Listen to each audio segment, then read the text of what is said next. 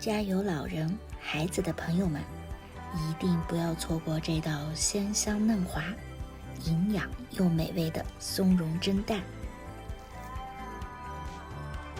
处理好的新鲜松茸片，改刀切碎成丁，将鸡蛋打入碗中，搅拌均匀，放1.5倍的温水，加入适量的盐，接着倒入蛋液，充分的搅拌。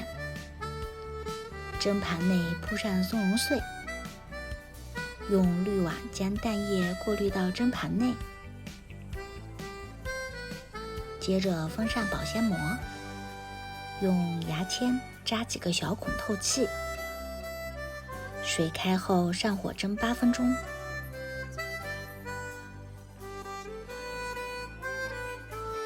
出锅，撕去外膜，加入半勺香油，适量的生抽调味，最后再撒上小葱花，一道鲜香嫩滑、营养美味、老少皆宜的松茸蒸蛋就做好了。